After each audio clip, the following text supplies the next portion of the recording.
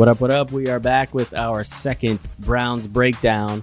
As I mentioned, we're going to continue to do these each week. I like breaking out the Browns segment into its own episode away from our regular show, which can be found on iTunes, Spotify, Google, Stitcher, and YouTube. So as can these. I'm here, Ryan Denchef, with Jeff Mapis. Jeffrey, what is good? What's going on, man? Excited to get into it again. Yes, sir. After a Browns victory, which is fucking going to be a fun conversation, I'm sure. So, obviously it's going to be Wednesday at the very earliest. Anybody listens to this, probably later than that, maybe Thursday, but who knows? Maybe Wednesday. Regardless, it's been several days removed since the Browns beat that ass against the Ravens on a 40-25 victory. Go into Baltimore on the road with the division lead at stake and beat that fucking ass. The first time I can ever remember an actual beatdown on the road in Baltimore since ever. So it's pretty awesome, coming after that week. So let's get into it. Let's break it down a little bit. Obviously, we're going to look at the stats. Obviously, Baker balled out a little bit. Nick Chubb fucking put on a display. I think it was 165 yards, 3 tuds. Just real quick, before we kind of break down, into the intricacies, initial emotional reaction to that win. Jeff, what you got? I got that the offense finally looked like the offense we saw last year to close out the season under Freddie and Baker. It was really refreshing to see because we knew the defense was balling out this year, and they fucking did again. But the offense just kind of looked like it was sputtering, spinning their wheels, didn't really look in sync. But against Baltimore, a defense that has traditionally been pretty fucking good, especially against us, who is now depleted, we took full advantage of that. Baker had a great day. Nick Chubb had a fucking awesome day, and Juice went off. Finally. So it was really refreshing to see our offense click. Our offensive line was fantastic in run blocking, obviously. Nick Chubb is a beast, but obviously it takes quality blocking and execution as well. Our wide receivers actually block pretty well downfield, which is awesome to see. And Nick Chubb himself is a man-child. He is fucking awesome. I personally think he's a little bit underrated as a running back league-wide. So, that's where my eyes are at is we can get into the defense, and I want to talk about the people that stepped up, but offensively finally looked like they did last year. Looked like that competent, explosive offense we knew we had. And scary thing here, Baker and Odell have not found their full chemistry yet to explode in big games. So when that happens, and we get Callaway back, and we get Hollywood back, and we get Njoku, and Kareem Hunt is back from suspension, bro, the sky is the limit with this fucking offense. Dude, most definitely. To piggyback, off of some of your initial reactions, first of all, Juice, I want to not overlook his performance. Probably, Miles got his jersey, probably my favorite guy. He's real active on social media, and he is likes to go to dog parks with his dog Goku, who is a little German Shepherd. And actually, I tried to meet up with him. He does these little meetups at various local dog parks, and the one that we were going to go to, it was so fucking hot that he canceled it, unfortunately. But he's the fucking man. Other than him, Juice is my favorite player for everything he does on and off the field, in the locker room, and to see him ball out is awesome. He really put on a show. I kind of said that was one of the keys, is to kind of feed him in the slot, get him the ball, let him do his thing, and let the offense go from there. And you mentioned OBJ and him not getting chemistry. He drew a lot of, double teams and a lot of attention. There's a lot of that fucking back and forth bullshit with Humphreys on the other side and their little scruff and scrum. Fucking love it. I love seeing that grit, and I love seeing that, passion for the game and some of that, the fire in OBJ and some of that. And you know, these guys are like, oh, OBJ is being, you know, fucking pissed off or dramatic or whatever. Dude, I love it. I love everything about it. You know, offensive line wise, let's touch on that a little bit. You know, last week on our Browns breakdown, I torched the O-line. Like I mentioned, I was at the game, and a lot of that was going off of emotion. I do want to regress and, you know, pull back a little bit what I said last week. So I watched the game from the end zone view, 300 level, fucking awesome seats. Actually, not going to downplay that. They were fucking sweet. Good vantage point. However, you know, that's what my vantage point was from the stands. And I was very disappointed on the offensive line play. I fucking called them trash, I think was probably my term. Maybe even fucking trash. That is a vernacular that I enjoy using. So, you know, so we recorded that on Tuesday. The following day, I actually watched every play offensively that the Browns made from multiple angles on the tape. And, you know, my reaction after that was, and I think I probably texted you about it, the offensive line actually didn't play that poorly last week against the Rams. You know, obviously there was some mistakes that happened. Obviously there was some, you know, breakdowns offensively that occurred that, you know, we should have done certain things, or some things broke down whether it was Baker missing a read or Baker rolling out of the pocket, or, you know, I mean, they didn't play great, the offensive line. Of course, there was some missed blocks. Of course, there was some, you know, miscommunications and all that kind of stuff. But I, you know, kind of thrashed them as trash.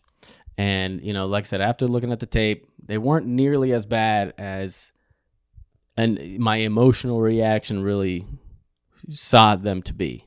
So following that up, I had some kind of hopes and higher expectations for, okay, they didn't actually play as badly last week. Let's see what they do going into this week against the Ravens. Let's see if they can carry some of that momentum up and see what they can do. And Jesus, dude, they were the highlight of the team. They balled the fuck out. Obviously, we saw Nick Chubb drop 165 and 3 tuds. Big part of that is because the offensive line. A lot of what I saw, and again, I mean, we're today Tuesday, October 1st, and I'm probably not going to get to watch the tape until afterwards from recording this. But what I saw initially, at least from a better vantage point from my couch, watching the highlights watching the replays live and kind of watching the vantage point that you get on TV. What stood out to me was a lot of movement on the O-line, a lot of pulls, a lot of action, you know, from guys on the left, pulling right and opening holes, getting downfield, doing a lot of that kind of stuff. The screens worked. They did a lot of the screens worked. Actually should have worked against the Rams, but the execution was just a little bit off, whether it was timing or otherwise. You know, Chubb getting ahead of the blockers. I saw a couple times where, you know, it was there. If Chubb would just been behind the blockers by a couple yards and let the blockers get ahead of him, he goes for 20 yards. Instead, he gets ahead of him and gets 2-yard gain.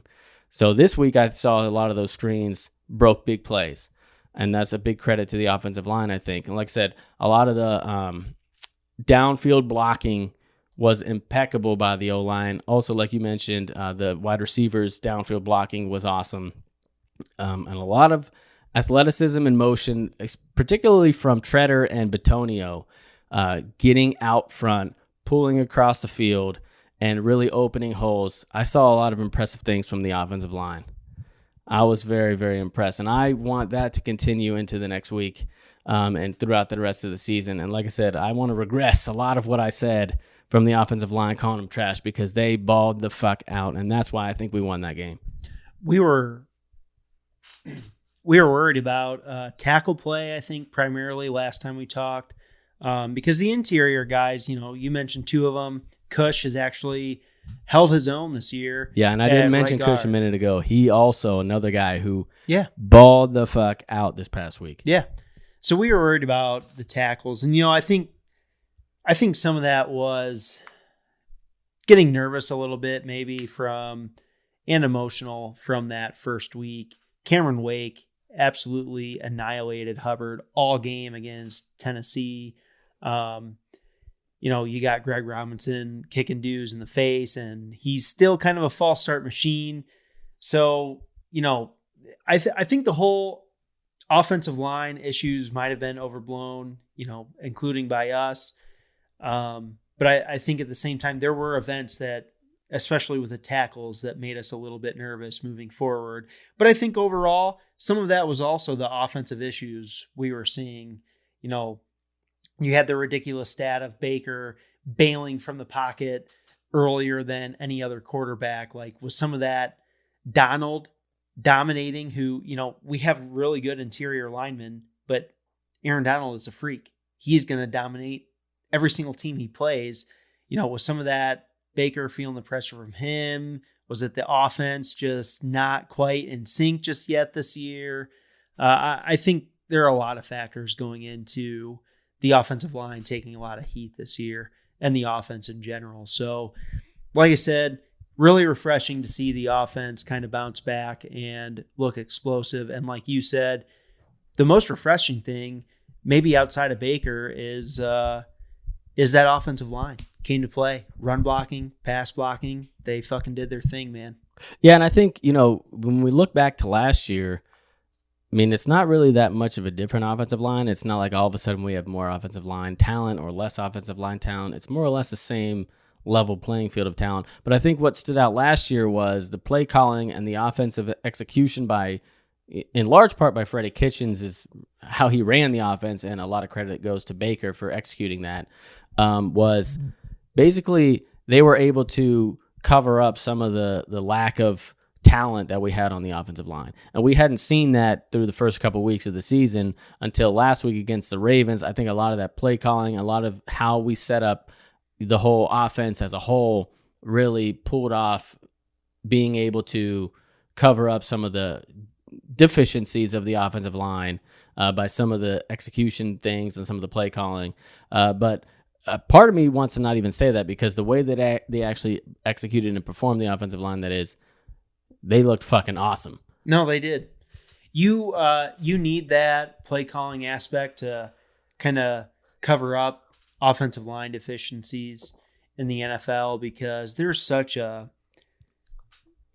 is a disparity between the talent on defensive lines and offensive lines in general in the NFL, and the jump between college football and the NFL on the offensive line is fucking huge. You can go out and find a running back. You can go out and find a bunch of receivers from college and, work in the draft and develop a lot of different position groups. Offensive line, they're hard to find, man. It's hard to find good offensive linemen, and it's also hard to develop them when they're young and, just throw them to the wolves. Unlike the defensive side of the ball, you throw any sort of athletic defensive lineman that has pass rushing moves, you can rotate them in and they can make plays. So play calling is huge, to try and give your offensive line a chance to succeed as well. Yeah, and to jump in, not to cut you off, but I wanted to make this point that I think is often overlooked. When you talk about the difference between offensive line and defensive line and talent and all that, coming into college and kind of the level of jump from college to NFL is definitely bigger, like you mentioned, for offensive linemen. But something that gets overlooked, I think, is defensive linemen can selectively choose when they want to go all out. For sure. Offensive linemen cannot do that. All five of them. They stay in the Right. game almost every snap. Defensive line guys, they rotate in and out too, so they can stay a little fresh. Right, but even regardless of that, let's say I'm a D lineman, I'm a D end. I'm like, okay, I'm going to give 100% of my energy on this play to pass rush. And then the next play, you're a little bit winded, and now you're like, all right, I'm going to just fill this hole a little bit, take up some space, take on this block, let my linebacker do the damage, and next make the tackle. If an offensive lineman takes one play off, yeah, your quarterback's getting fucking creamed. Yeah. So a D lineman can kind of selectively choose his moments of when he wants to go and give 110% and put all of his effort into that one individual play. An offensive lineman is doing that every single play. So I think offensive line is overlooked as probably the hardest position besides quarterback in the whole on the field. I think a lot of people would agree actually with that. And along with that point, what I find interesting is offensive line is it's almost like a game of failure, kind of like baseball. If you fail 7 times out of 10 as a hitter, you're considered a good hitter. You're hitting 300. You're successful 3 times out of 10. Similar to offensive line, you're going to fail. Defensive line it's almost, the odds are stacked against you. Offensive line, comparative to the rest of the offensive linemen in the league, if you fail less than everyone else on the offensive line in the league, you're considered a high-level lineman. Yeah, give up less sacks. It's almost like a game of failure for the offensive line. Like, right. Yeah, you're going to give up a sack. You're going to miss a block every now and then, but can you minimize that? That's what. And it's more expounded on the opposite end of the field, whereas, okay, a D lineman rushes the passer. How many times does a passer pass in a game? 40 times? Right. You get 1 sack a game. You get 16 sacks a season. 40 times 16 is what? What's your percentage of sacks per pass play? Right. Really low. Minimal. So you get 1 sack and you're a stud. Let's say you get 2 sacks a game. You had a fucking amazing game. If you're an offensive lineman, if you give up 2 sacks a game, you're viewed as crap. You're going to get ripped off. Yeah, exactly. So the Browns' offensive line balled out. I love their motions. I loved how they got movement on that O-line, and like I said, got downfield. They pulled a lot of guys a lot of times. A lot of those big runs and a lot of the big plays that we saw from Chubb, where you're seeing, guys on the right side of the O-line, downfield on the left side of the O-line making big blocks. And like you mentioned, the wide receivers downfield making big blocks. So I want to see a lot more of that. Freddie, like you mentioned, even starting off your first initial reactions about the offense and what we saw the first couple of weeks not being kind of what we saw last year.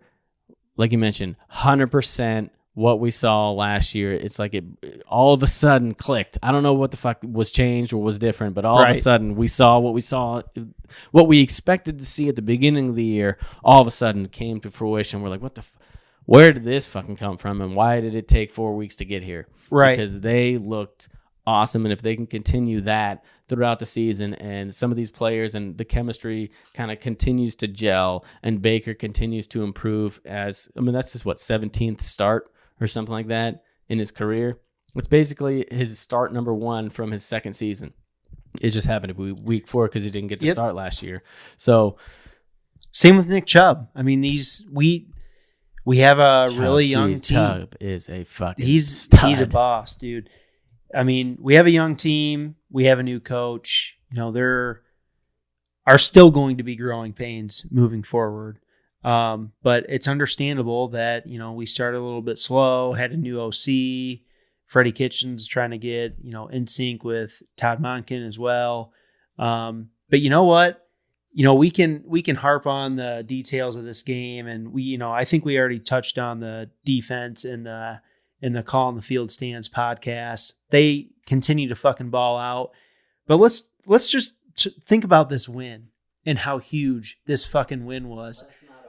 Especially with this upcoming schedule we have. We come into this game 1-2, and then we play the fucking Ravens, okay? Hit the Bengals and the Steelers sucking dick. The division is there, and the Browns come out on the road and get a fucking huge division win to take sole lead in the division already. And we're at 2-2. We got to play the 49ers on the road.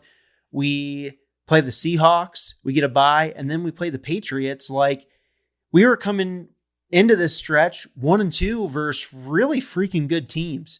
So, had they lost on Sunday, now we're talking about like, well, fuck, are we even going to be in the conversation for the division?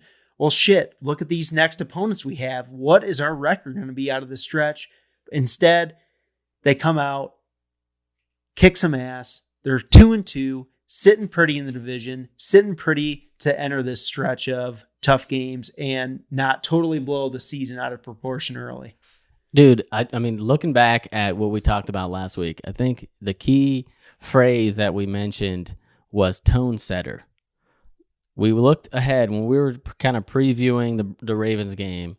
We mentioned this was a tone setter game, and we set the fucking tone right there, man. Like you mentioned, first that was one of the biggest wins the Browns have had in at least a decade.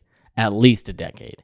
You know what I mean? So to go into Baltimore and say, okay, we're either going to be 1-3 and on our heels against the 3-1 division leading Ravens, or we're going to fucking win this game and we're going to be the leaders of the division.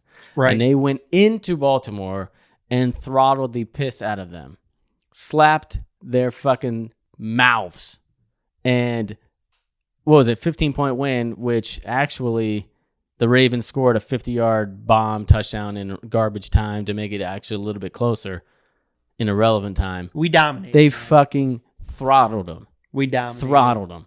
Right when the Ravens got close, I think they made it a 6 or 12-point game, something like that. I can't remember. I think they scored a touchdown, went for 2, made it a 6-point game. False start, next play. First actual play, 88-yard fucking bomb from Chubb.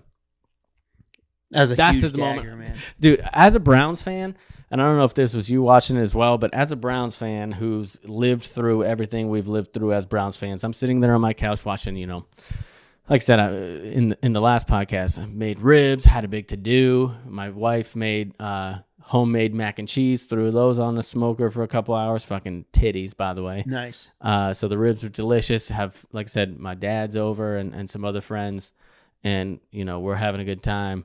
And Browns kicking ass a little bit. Then the Ravens come down, score, go for 2, make it. And then it's a 6-point game, I think, at the time. I'm just sitting there, and I think I mentioned it. I was like, we're probably going to find a way to fucking lose this game.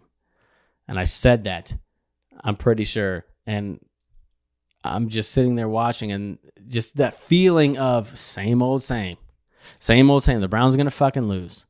This is what happens. We fucking do good, and then our hearts get broken. And then for the first fucking play, for Chubb to go fucking 90 yards, at that moment, I was like, all right, we're cool. Yeah. It's a wrap.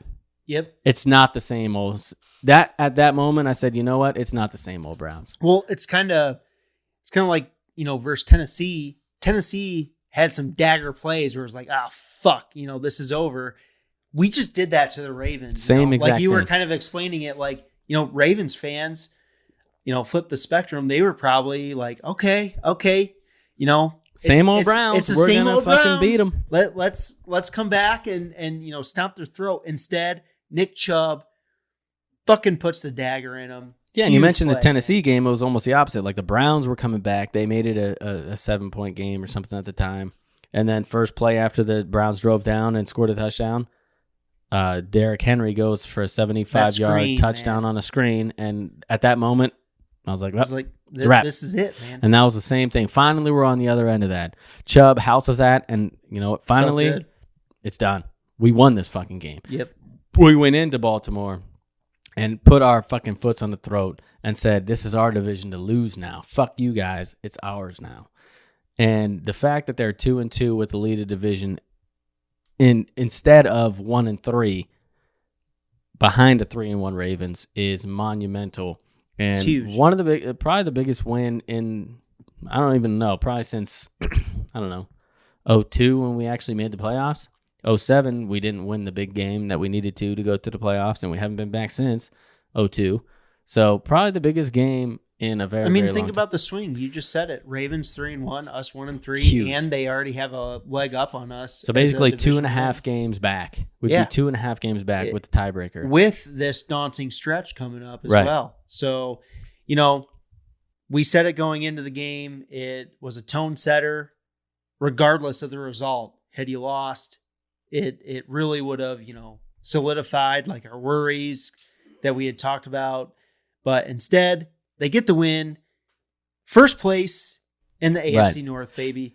And I got to tell you, the Ravens, their defense, total trash. Right. Nowhere near the level that we have seen them before. Right. We talked about that, and that was kind of some of my prediction, you know, when we did the last episode, the preview of the Ravens. I had no faith in the Ravens defense. Everybody's ranking them as, I think we even mentioned it multiple times now, I think PFF had them as the number 1 secondary in the league coming into the season. And I said, what the fuck are we talking about? And then one of the top defenses in the league. And I'm like, what the fuck are we talking about? They played the fucking Dolphins, the Cardinals, and the Chiefs, who are all three trash defenses, two of whom are some of the worst teams that we've seen in a very, very long time. So I had no faith in the Ravens defense, and that's exactly what we saw. A very vulnerable defense that got throttled. Their secondary is extremely overrated. Earl in my Thomas opinion. is not the same player, man. He's not. He's not. And who would have expected him to be? It's not a fault on him. He's a great player. He's a Hall of Fame caliber player when he was in his prime, and he has a horrific injury. Right. Misses 12 games of a season, 13 games of a season, comes back and everybody thinks he's going to be a 32-year-old stud he was when he was 24. Right. It's just not how it works, especially in a safety position. Yeah. So what are we talking? They lost their top defensive captain leaders at every level, defensive line with, they lost Suggs, who's he was a solid passer. Zadarius, don't gonna overlook him, who was kind of overlooked, who's now with the Packs, who's fucking shit up. Weddle, stud. Yep. Who was the other guy that they lost? C.J. Mosley. C.J. Mosley in the middle. Captain in the middle. No, one of the best linebackers in the league. They lost a lot of players. At every level, they lost their captain and the leader of that level. And all of a sudden, they're just going to be the same old defense. Yeah. I wasn't buying it, and we saw why. And on the other flip side, we don't want to overlook the defense because they balled the fuck out. And we did. You mentioned them, real quick, but I don't want to go past without actually breaking it down a little bit. The D-line, I mean, it's easy almost to overlook it because they've been so fucking good, and it's almost like we expect it. But the D-line and the linebackers really stepped up, and the secondary, with the amount of injuries we've had, 2 starting corners out, Demarius Randall back, which already made a statement. Dude, he is a fucking beast.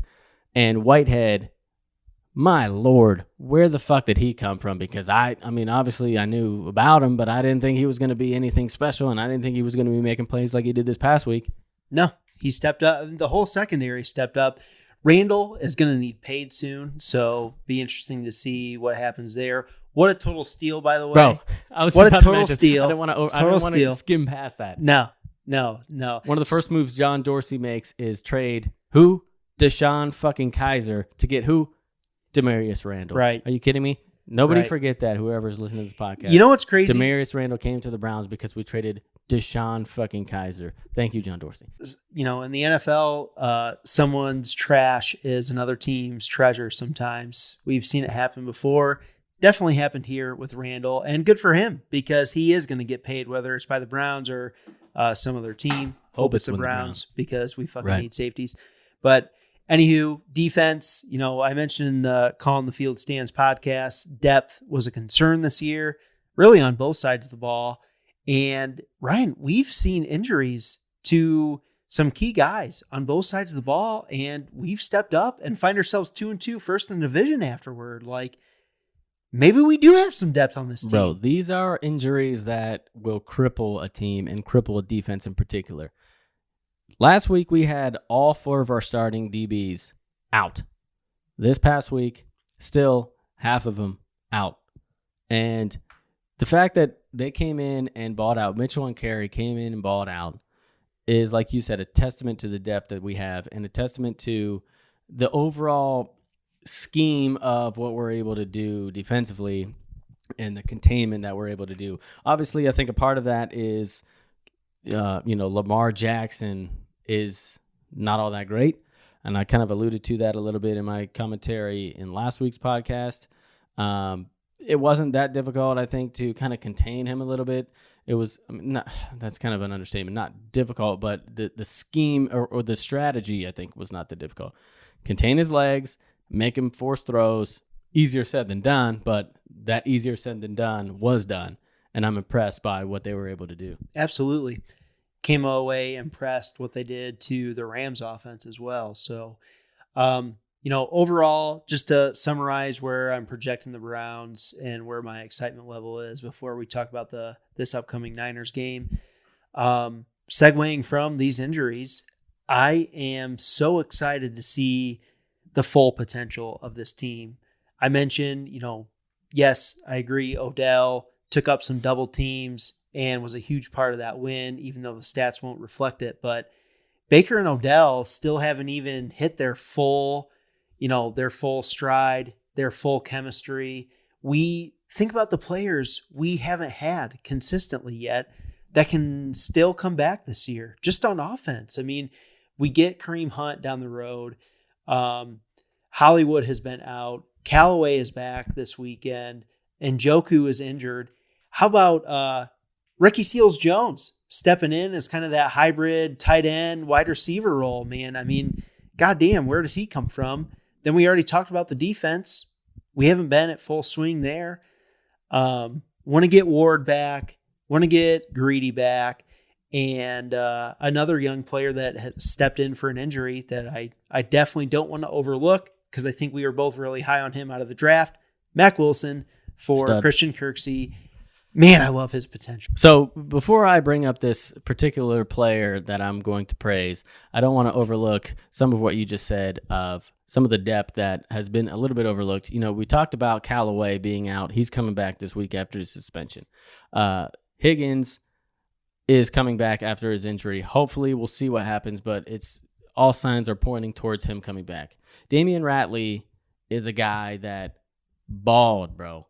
His blocking was impeccable, and he made some fucking huge catches, including, even if we go back to the Rams game, one of the best plays that I've seen Baker make all season, which I highlighted on Twitter, play that Baker made that was Pat Mahomes-esque, if you will. Damian Ratley makes a catch.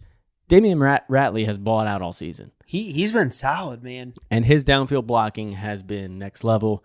And that's even another testament to guys like Juice, guys like OBJ that you mentioned, who hasn't been getting the ball, but he's been affecting the game in other manners, whether it's pulling double teams, making downfield blocks, getting in the mix in every aspect of the game. And everybody talks about, OBJ is going to get all pissed off because he's not getting the ball. Suck my cock. There's no inclination that he's going to do anything but give his all on every single play and ball the fuck out in every aspect, whether it's blocking, whether it's drawing that double team, whether it's being a distraction on the offense, whether it's catching a slant for 5 yards, whether it's doing a screen play to get a first down on 3rd and 3. He's done everything that has been asked of him, and all this narrative of him being a distraction on the field has, in my opinion, I don't know how anybody can kind of still have that opinion, because he's done everything opposite. But the guy who I want to make sure that we don't, forget about and get through this conversation about this past win before we move on to the 49ers on Monday night is Pharaoh motherfucking Brown. Jeffrey, this guy has balled this past game. He had so many good blocks, and it's funny because you talk about how we set up an offense, and there was conversations early in the season if some people had looked at it, whether it's a fullback, no fullback, how does the offense work without that lead blocker, and the tight ends like Njoku aren't the greatest blockers, but we need blockers, blah, blah, blah, blah, blah. Pharaoh Brown, he blocked his fucking ass off. He led so many downfield blocks for Chubb. In many occasions, if you re-watch the tape and watch the replays, was a motion guy who came into the backfield, into the fullback position, and led the way. Pharaoh Brown led so many holes and was one of our stars of our offense that people aren't really going to pay attention much to, because everybody obviously pays attention to Chubb rushing for 165 and Baker making throws and Juice going for over 100 yards receiving. Pharaoh Brown was a key element of that win, and I want to see more of those tight end blocking strategies of bringing them into the backfield and the 2 tight end sets. I loved how Freddie intricated a lot of those 2 tight end sets to set up the run game and set up the play action. And that's what I kind of harped for last week, is setting up the play action and setting up some of those RPOs to be successful. And that's exactly what we saw. And Pharaoh Brown was a huge part of that, a guy that has not been mentioned a lot, in a lot of the commentary about the Browns and their successful offense. And I want to make sure that people don't forget Pharaoh Brown. Keep an eye out for him for the rest of the season to be a stronghold of the offense and a guy who really sets the tone for the run game for the Browns. I love that you mentioned that. Kind of talk about personnel and formations. One thing I noticed, and we had talked about in the previous weeks, was we went a lot of 5 wide. It wasn't 0 personnel. We had a running back and tight end, but we were like only trying to spread the field out. And instead of that, against the Ravens, we really had a balance on offense with mixing in personnel groups, having multiple tight ends on the field, helping with the run game, helping with protecting Baker. And Freddie had an offense that was predicated on setting up the next play, and that's what we need to continue. So yeah, it's weird. Like we've had those conversations and haven't really talked about the play of Baker Mayfield, which is our key guy on our entire team. He deserves a lot of credit too. He balled out. He made a lot of good reads, made a lot of good plays. A lot of the mistakes and bad decisions, if you want to call them that, just things that didn't go right in the earlier weeks, really all came together. And we can't go through this whole conversation and this podcast without talking about Baker stepping up and balling out also. No, he looked himself. I mean, he did what he needed to do. He made the throws. Everyone was impressive. It was. But I totally agree. You can't go yeah. That's a testament to exactly. the performances.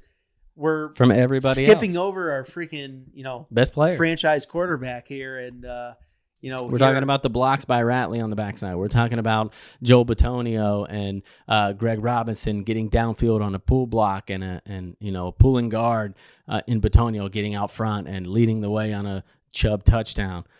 We're totally forgetting and negating the fact that Baker balled the fuck out too. Yeah. Look, we knew coming into this year that this offense has a lot of firepower and it can come from different areas. And that's what we saw against Baltimore. Odell didn't put up the freaking numbers, but Juice did. Like we have so many weapons, and it was only a matter of time before we really started to see this offense click. And like I mentioned with the players we haven't seen yet due to injury or suspension, I'm excited to see where this team can go, because I agree. I don't think we've even scratched the full potential. And getting this win was really refreshing, and it makes me excited to proceed this season. With that, let's get into the 49ers game. Another primetime game, bro.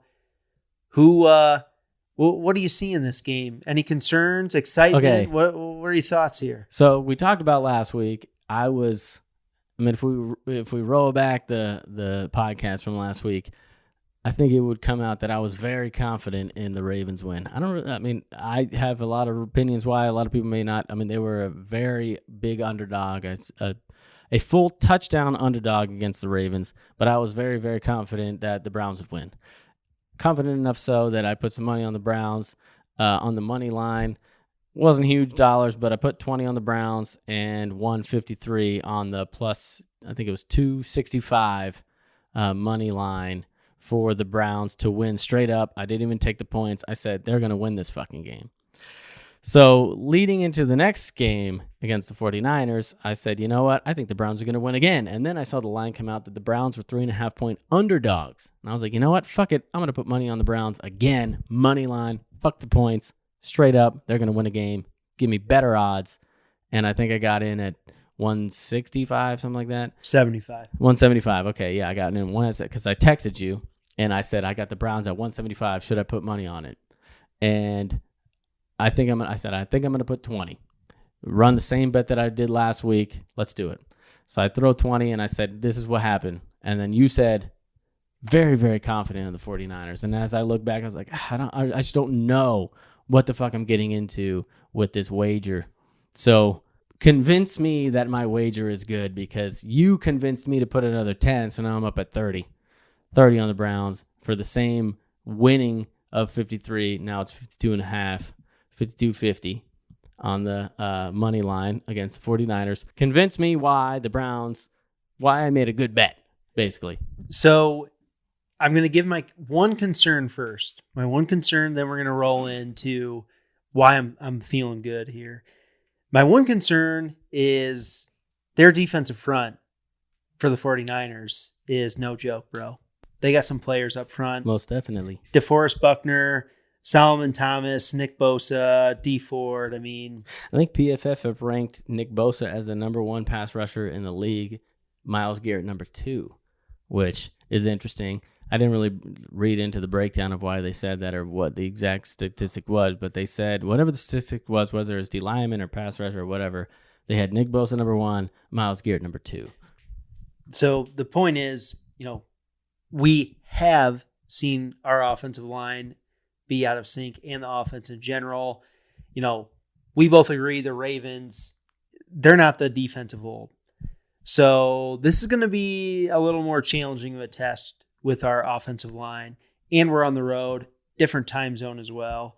But when you look at the 3-0 49ers, their schedule has been the Buccaneers, the Bengals, and the Steelers. Okay. So, yeah, if you start off 3-0 in the NFL, you're doing something right. But at the same time, we know a lot about those 3 teams and their trajectory, and they're not that good. And against the Steelers, the 49ers were sloppy. I mean, they got really lucky they squeaked that game out. Yeah, I mentioned, they had 4 turnovers in the first 20 minutes, something like that. They turned the ball over, I think, 5 times total in the game. It was 5 total. I don't know the timing, but they fumbled 4 times and only lost 3 and then threw 2 picks. I'm still not, I don't think we know what Jimmy G is really going to be as a quarterback long term. But I can tell you this. They have not seen a ferocious defense like they're going to against the Browns. And I'm not going to say, Jimmy G is going to be able to overcome that like our offense can overcome their defensive front and defense in general, especially after seeing that encouraging offensive performance against Baltimore on the road. I really think that what we saw against Baltimore is what we're going to see continue throughout the season. Obviously, you're going to have your hiccups, but I think that overall was a confidence booster for the team. Offense finally started to click. You're getting Callaway back. I hope Juice is going to play. I know you mentioned he's in concussion protocol. I really hope he can play for obvious reasons. He's a leader, and obviously he is extremely talented. But we saw Freddie's creativity. We saw Baker execute the offense. I think what the staff saw in that game is they can rely on this offensive line and Nick Chubb to generate explosive plays. And I think they're going to continue to try and do that and get Nick Chubb heavily involved in this road game to get the victory. So, with who the 49ers have played, I just don't think they have seen near the talent level that the Browns have, especially on defense. And I think the Browns are – it might get ugly at times this game. It might not be quite the dominating performance we just saw, but I think they're going to come out of here with a win. Yeah, I think I agree with a lot of what you said. And, you talk about, the 49ers – not seeing a lot of defenses like we've had, but at the same time, I don't think the Browns have seen a lot of defenses that the 49ers are going to throw out there with a lot of the names that you just mentioned on that defensive front. The 49ers are, in my opinion, a lot better defensively than the Ravens are. You look at the rankings, you look at the stats, or what all the bullshit that they fucking throw out there in the national media. The Ravens aren't very good, in my opinion, like I mentioned earlier, on defense. The 49ers, I think, are a lot underrated on that respect than they're getting credit for. And I think they're going to do a lot of things differently than we've seen in the past. And a big part of that is they had a bye week before this upcoming week that I think could give them an advantage of being able to strategically plan how they're going to run their defense against Baker Mayfield and the whole offense. However, the only flip side of that is this is the first week. This past week was the first week we saw a lot of shit that we've seen up to this season. If they want to, take that first week of their bye week and prep on what the Browns were doing the first couple of weeks, go right ahead, because they didn't do any of that this past week against the Ravens. It was a totally new offense, a totally new execution. Everything was different. But that is a part of my concern is this is the best defense we've seen. The Titans, I think we just had a bad game, I think, in my opinion. Their defense isn't all that special. They balled out against the Browns, but I think that was a lot of the Browns doing self-inflicted. The Rams, kind of similar. They have some studs, but all in all, they didn't really pull a whole game together. The Browns actually, pulled their shit together a little bit. The Rams keep that defense game has a close. lot of talent, though. They do. They but do. I didn't see a lot of execution in that game after watching it back. And like I said, the offensive line didn't play nearly as bad as I thought they did initially. So the fact that I've seen, on the flip side, on the good side, I've seen the Browns continue to progress. Every week, I've said this in the past episodes, every week they've gotten better. Week 1 to 2 to 3 to 4, and I'm hoping to see that same jump into week 5. They've gotten improved. They've done more things better. They're learning on what works, what doesn't work, what's best suited for this offense. They're adding weapons. That should be able to combat a lot of what the 49ers are able to throw at the Browns.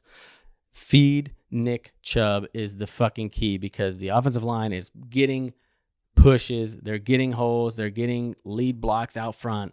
Feed Nick Chubb, he will find the hole and he will rumble, and then that will open up everything for the Browns offense.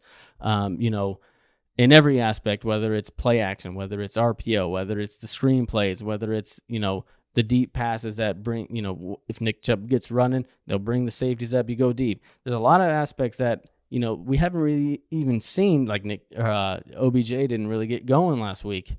He's almost like a sleeping giant of, you want to, give your attention to Juice now? Oh, I hope you do. You want to give your attention to Callaway and Higgins and all these other talents that we have coming back this week, hopefully, with Higgins, that is. Go ahead. You want to load the box with two tight ends to stop Nick Chubb? Go ahead. We're going to chuck it deep. So go ahead. There's a lot that opened up from what we saw against the Ravens. Freddie is he's falling into his understanding of how to execute this offense with the talent that we have and the offensive line that's playing the way they are. And it's all coming together, and Freddie's kind of figuring it out, I think. And we saw that last week of, this is how it's all going to shape out, and this is how we can attack defenses in this particular manner that we can shape a game. I think I mentioned it last week. He was calling plays at first. Let's get him to call games. Yes. And he called a fucking game last week. He called a fucking game. And if he carries that over into this next week and into the rest of the season, this offense is going to be very, very hard to stop. They have so much talent.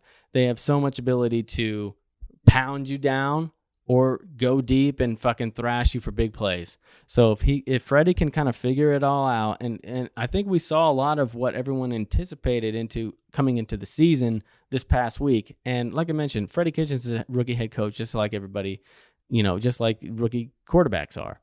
Just like, Baker is starting his 17th game ever. There's a learning curve. For sure. So he's figuring it out. And I think last week was the tone setter of figuring out how to manage a game and how to attack defenses in a particular manner with this much talent. So that's one of the positives that I do see. And another positive is, you got to think about the Browns. I mean, this might just be my outside opinion. I've never been in an NFL locker room, so I don't really understand how the preparation and how the understanding of, weeks go. But the Browns, this is their, third primetime night game. They've had a Sunday night and they've had a Monday night, and this is their second Monday night, third primetime game in 5 weeks. I feel like the preparation for that anticipation, that limelight, that extra day, even, if you want to look at it that way, another extra day of preparation, that actually also plays into the Browns' favor of understanding how to prep for big games like that, and understanding like this is a limelight, the national media is on, the extra attention that you're getting. It almost goes into the favor of the Browns have had those extra games where the 49ers have not. Yeah, I agree. I mean, it's we got to consistently be building on what we've seen and done in the past weeks, like you said. So they've had primetime games already this year, and this is another one. And I think they're going to come out very well prepared, because the 49ers have a bye week. Yeah, they can throw wrenches into the Browns game plan early, but it's all about finishing strong in that second half. And I'm feeling pretty good going into this game, getting a victory and sitting at 3-2, heading into the Seahawks game. So very excited to see it. Very excited to see where this team can go. It was such an encouraging win last week, and can't wait to see what happens, man. All right, so real quick before we wrap up, in whether it's a couple sentences or otherwise, what are the main key, in real quick hitters, key components for the Browns to get victory this upcoming Monday night? Because of the defensive front, we're playing, got to protect Baker. You got to keep him up. Freddie's got to call a game, like you already said. Mixing the screens, well-timed runs, well-timed personnel for max protection, and definitely make sure we're getting the ball out quick. Defensively, get freaking pressure on Jimmy G. I mean, you get pressure on a young quarterback, and when that's happening with a young head coach, it puts that much more pressure on him. So, that's what I want to see. I agree. It's pretty much the same points for me as I think about it as well. Defensively, get pressure up front, make Jimmy G make throws that he otherwise wouldn't want to make him force turnovers, because we have the athletes in the defensive secondary to make plays and get turnovers and put pressure up on him up front. He isn't mobile. He's not going to run. Unlike last week, let's get pressure on him, make him force throws. That's the key to defensively. And offensively, let's set the tone with the run game. The offensive line showed who they are, surprisingly enough to me. They are able to get holes and force pressure downfield on runs. Let's get Chubb going early, and let's allow that to open up the rest of the game, because Nick Chubb is the most underrated running back in the league, I think. So let's get him going early, get pressure up front, and then start the play action and that quick hitter sluggo kind of action where you see the run action early and you go deep with OBJ and the others. So that's my keys to victory as well. I'm really excited for this upcoming week. Monday night, prime time, the game of the week. I can't wait for it, and I can't wait to break it down with you next Tuesday and see where we're at. Hopefully we're 3-2. Hell yeah, man. 3-2 would feel pretty fucking awesome. This is a good Browns breakdown episode of Calling the Field Stands. Let's keep it going. Everybody listen to us on iTunes, Spotify, YouTube, Stitcher, and Google. Till next time, let's do it. Go Browns.